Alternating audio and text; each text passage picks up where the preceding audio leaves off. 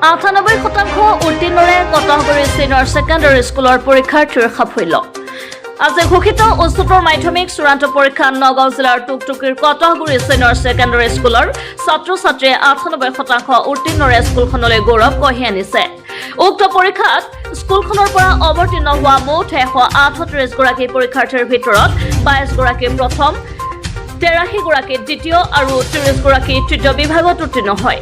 স্কুলখনৰ পৰা মাপচিনা বেগম নামৰ এগৰাকী ছাত্ৰীয়ে ষ্টাৰ মাৰ্ক পাবলৈ সক্ষম হয়। 98% উত্তীৰ্ণৰে স্কুলখনলৈ গৌৰৱ কঢ়িয়াই অনা প্ৰতিগৰাকী পৰীক্ষাৰ্থীক আন্তৰিক অভিনন্দন আৰু শুভেচ্ছা জ্ঞাপন কৰিছে কটহগুৰি ছিনিয়ৰ ছেকেণ্ডাৰী স্কুলৰ অধ্যক্ষ ৱাজিদুল হকে। টুকটুকিৰ পৰা আনাৰু হকৰ ৰিপৰ্ট, টাইমছ অসম 24। 98.19% আমাৰ ৰিজাল্ট হৈছে। আমাৰ ভালেই এটা ষ্টুডেণ্টে ষ্টাৰ পাইছে, 22টাই ফাৰ্ষ্ট ডিভিজন পাইছে। লেটাৰ আছে বিভিন্ন ছাবজেক্টত লেটাৰ মাৰ্ক সহ ফাৰ্ষ্ট ডিভিজন পাইছে, ছেকেণ্ড ডিভিজন 83টাই পাইছে, বাকীখিনি থাৰ্ড ডিভিজন পাইছে। আমি সুখী আমাৰ ৰিজাল্টত। মাপচিনা বেগম। আমাৰ অসমৰ হায়াৰ ছেকেণ্ডেৰীৰ যিটো ছেকেণ্ড ইয়াৰ ফাইনেল 2024ৰ যিটো হায়াৰ ছেকেণ্ডেৰী ফাইনেল হৈছিলে, তাৰে আজি ৰিজাল্ট ঘোষণা কৰা হৈছে।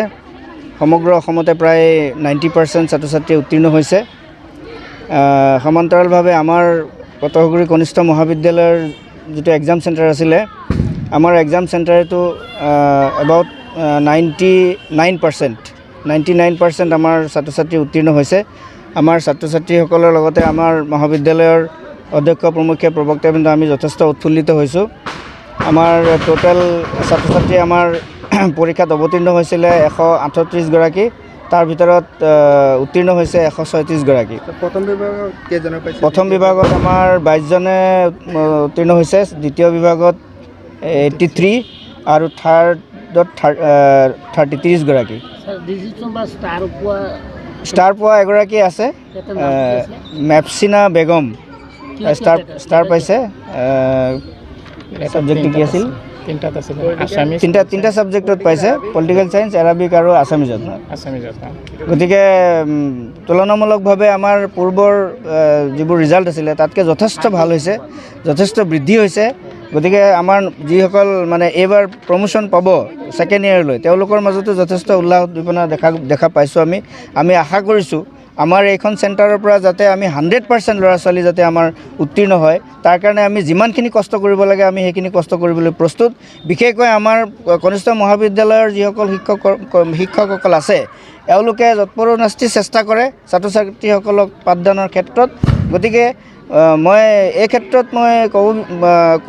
কৈ মই আনন্দ অনুভৱ কৰিছোঁ যে আমাৰ ছাত্ৰ ছাত্ৰীসকলে আমাৰ এই পাঠদানৰ যথেষ্ট লাভালাভ অৰ্জন কৰিবলৈ সক্ষম হৈছে। ছাত্ৰ ছাত্ৰীসকলৰ মাজত যথেষ্ট উল্লাস উদ্দীপনা আমি দেখা পাইছোঁ।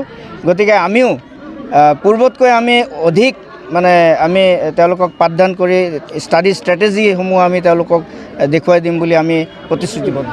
আচলতে অকল মোৰ চেষ্টাই নহয়, আমাৰ ছাত্ৰ ছাত্ৰীখিনিও যথেষ্ট চেষ্টা কৰিছিলে। চেষ্টাৰ ফলত আমি এটা ভাল ৰিজাল্ট পাবলৈ সক্ষম হৈছোঁ। 12জনে পাইছে।